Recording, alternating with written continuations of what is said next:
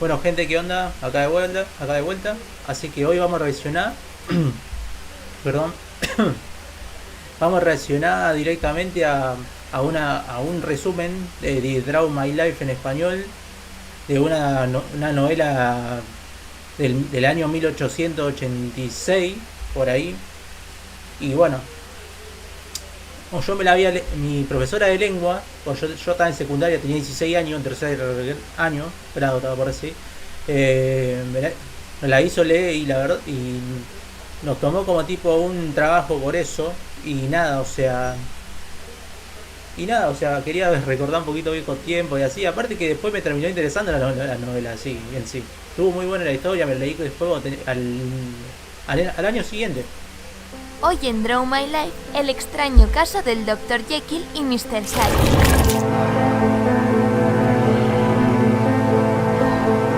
La historia comienza durante el transcurso de uno de los habituales paseos por las calles de Londres entre el abogado Gabriel John Utterson y su primo Richard Enfield. Durante la travesía a través de uno de los barrios comerciales de la ciudad, ambos amigos se topan con una callejuela en la cual se encuentra una puerta y 3 ventanales. Enfield aprovecha la circunstancia para contar a su primo una historia perversa de la que, poco tiempo atrás, fue testigo en ese mismo lugar. Una noche, pasadas las 3 de la madrugada, el señor Enfield volvía de su trabajo a través de las calles desiertas de ese mismo barrio.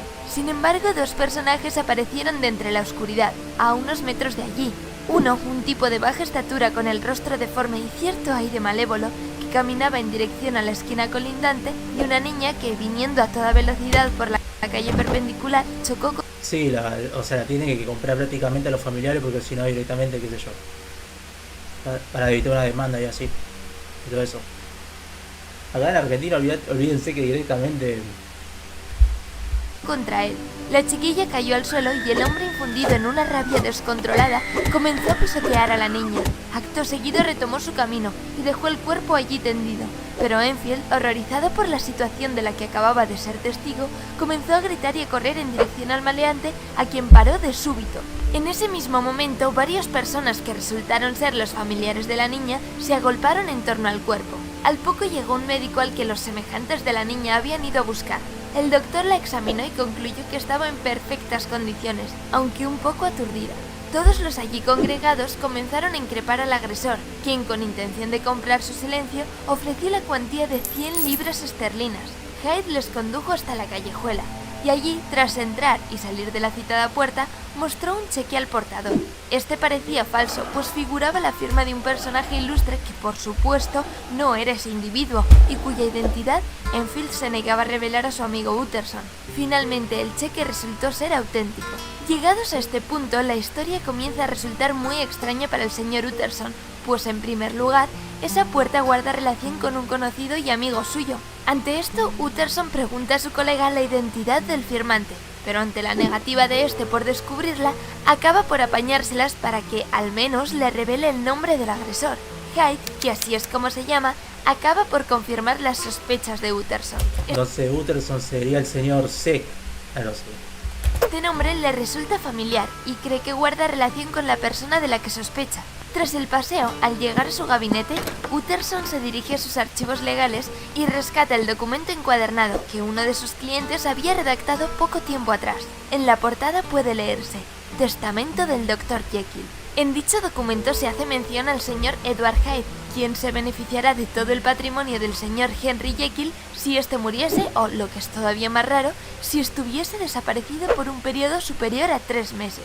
¿Cómo era posible que el honorable y respetuoso Dr. Jekyll tuviese relación alguna con semejante maleante?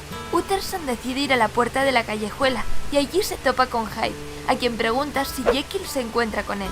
Ante la negativa de este y comenzando a sospechar que Hyde podría estar chantajeando al doctor, Utterson decide ir a la casa de su cliente.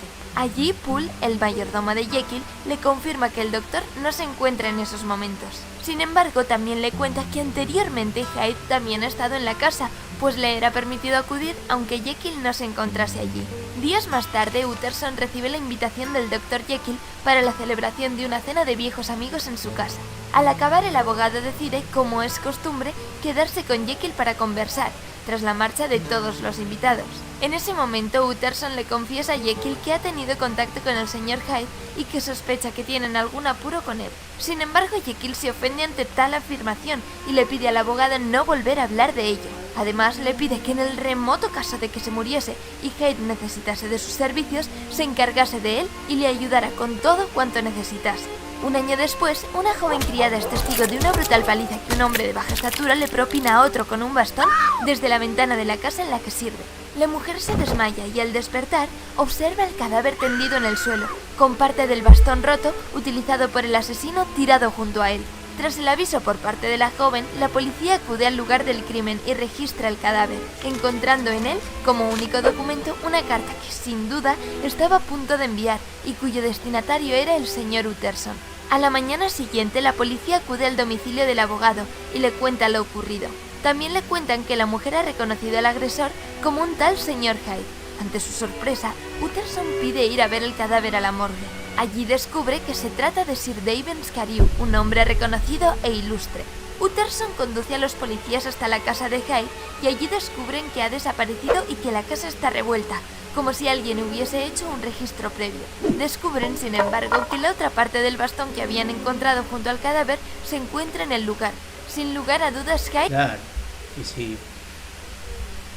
es el asesino de Carew. Utterson acude a la casa de su amigo Jekyll y le cuenta lo ocurrido y le recrimina haber escondido al asesino. Sin embargo, Jekyll de una manera fría le confiesa que Hyde se ha marchado y que nunca más volverá a saberse de él. No va a volver. Utterson, entristecido ante la actitud febril de su amigo, le advierte de que su relación con Hyde podría llegar hasta los tribunales. Sin embargo, Jekyll desoye las palabras de su compañero y le pregunta por otro asunto que en ese momento le enturbia. Hyde le ha enviado una carta y desconoce si ha de entregársela a la policía. En la carta, Hyde exoneraba de responsabilidad a Jekyll y alababa su trato todo ese tiempo. El contenido de la carta tranquiliza al abogado, pues devuelve la confianza de la dañada imagen de su colega Jekyll. El doctor pide a Utterson que se quede con la epístola y que obre como crea pertinente. Más tarde, en compañía de otro amigo llamado Guest, Utterson descubre, sin embargo, que Jekyll podría haber falsificado la carta, pues la letra de Hyde, aunque con ciertos matices ligeramente distintos, es similar a la del doctor. El propio Guest es quien da la alarma al abogado, pues al leerla piensa que la carta es del propio Jekyll. Esto supone un revés para el abogado, pues piensa que su amigo está encubriendo a un asesino y salvando su propia imagen. Al poco tiempo, las autoridades ofrecen una recompensa de miles de libras esterlinas por el paradero del malévolo criminal. Desaparecido Hyde, el Dr. Jekyll parece haber recuperado el estado afable y social que le caracteriza, y en ese contexto organiza una nueva fiesta en su casa. Allí Utterson coincide con otro colega suyo, el Dr. Lanyon, quien adquirirá gran importancia. Durante unos meses todo parece ir en orden. Sin embargo, el doctor comienza a encerrarse en sí mismo de nuevo y vuelve a su estado antisocial. El ánimo de Utterson comienza a deteriorarse y en ese contexto decide hacer una visita a su amigo Lanyon, con la idea de conocer algún dato sobre su amigo Jekyll. Sin embargo, encuentra a Lanyon cambiado. La seriedad y la palidez parecen haber invadido el rostro del doctor, normalmente jovial y enrojecido de júbilo. Lanyon está enfermo y su fin parece próximo. Al mencionar a Jekyll encuentra que Lanyon no quiere saber nada de su existencia. Algo ha ocurrido entre ambos doctores, pero nada es revelado a Utterson. Utterson decide escribir a Jekyll y confesarle todas sus preocupaciones. Teme estar perdiendo a su amigo. Tras esta misiva, Utterson recibe una larga respuesta del doctor en la que reitera su intención de mantener una vida retirada de todos los focos sociales y que no por ello signifique que no estime su amistad. 2 semanas después, Lanyon muere. Y tras el funeral, Utterson lee una carta que le había sido dirigida por el fallecido antes de morir, y en cuyo sobre podía leerse: entregar a Utterson y no abrir hasta después de mi muerte. En caso de morir antes, destruir el sobre y su contenido. Utterson abre el sobre, y en su interior encuentra otro sobre con una inscripción en su superficie: abrir tras la muerte del Dr. Jekyll. Esto estremece al abogado, pero decide hacer caso de la directriz del sobre. Poco tiempo después, en otro de sus paseos habituales, Enfield y Utterson pasan junto al callejón de la puerta del inicio del relato y deciden asomarse a sus ventanas. En una de ellas consiguen ver al doctor. Le llaman, pero no contesta. De pronto pone cara de horror y se apresura a cerrar de golpe la ventana. Los dos amigos se Ahí ya está, ahí ya se estaba por transformar en Hyde así. quedan perplejos. Días más tarde, el mayordomo de Jekyll, el señor Poole, acude al encuentro del abogado Utterson y le cuenta que el doctor está comportándose de manera extraña, pidiéndole mediante notas lanzadas debajo de la puerta que le traiga productos extraños y quejándose al entregárselos si no los encuentra suficientemente puros. Ambos se dirigen a la casa de Jekyll y Utterson llama a la puerta del laboratorio, donde supuestamente está encerrado el doctor. Sin embargo, al otro lado, una voz ronca y estridente les niega la entrada. Tras llegar a la conclusión de que posiblemente sea Hyde el que se encuentre al otro lado, ambos, mayordomo y abogado, entran armados al interior de la sala y descubren en el suelo el cadáver de Hyde. Junto al cadáver, en una mesa, el abogado y el mayordomo descubren un gran sobre en cuya portada se puede leer el nombre del abogado. Al abrirlo, descubren en su interior 3 sobres más. El primero de ellos contiene una copia del mismo testamento que el abogado guarda en su gabinete, pero con un cambio. Para sorpresa de Utterson, el beneficiario del testamento, en caso de la muerte o desaparición del doctor, será el propio abogado.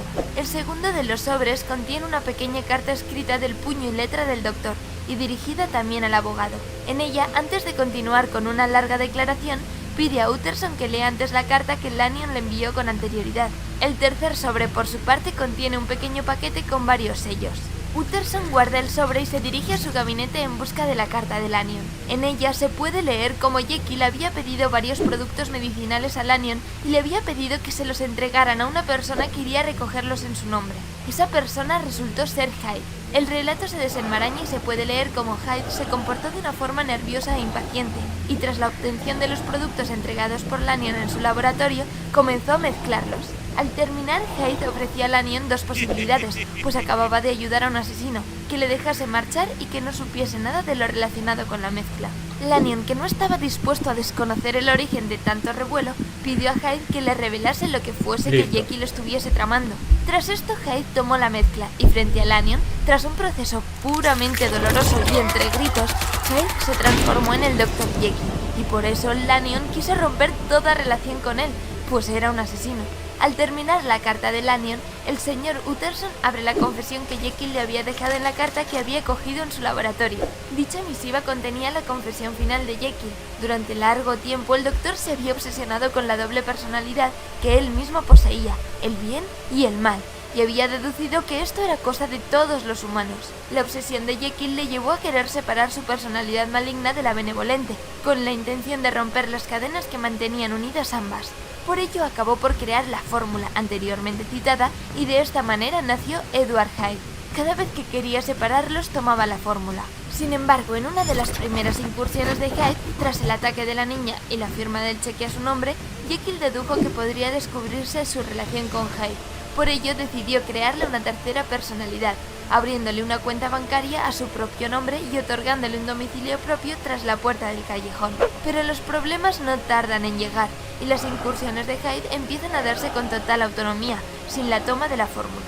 Además de ello, acontece el crimen de Cario a manos de su personalidad malévola. Jekyll acaba por descubrir que la razón de estas incursiones se deben a la pureza de los productos medicinales que había utilizado. Aquí es cuando comienza a pedir a Lanyon productos medicinales y posteriormente los encargos a su mayordomo Poole. Finalmente, en la carta acaba avisando de su suicidio. Al ver lo descontrolado que está empezando a ser Hyde, decide poner fin a ambos. Listo. Estuvo buenísima la novela. O sea, prácticamente mi profe de lengua nos hizo hacer un trabajo y así. No sé si era grupal o individual, pero... O sea, no, yo estaba re perdido, o sea, no leía en ese momento y eso como que medio como me hizo querer leer un poco más. No, ¿qué digo? O sea, perdón. O sea... yo leía, pero no ese tipo de temas y prácticamente novelas de ese tipo, o sea, de esos tiempos no me interesaban nada, así que bueno, o sea, no me interesó la novela en ese momento, pero después, un año después la empecé a leer y estuvo buena y la verdad la forma en la que relata y más estando en esa época, siendo de esa época, escrita en esa época y ambientada en esa época obviamente, o sea, la verdad... qué sé yo. Así que bueno, esto es todo, así que bueno. Chao gente.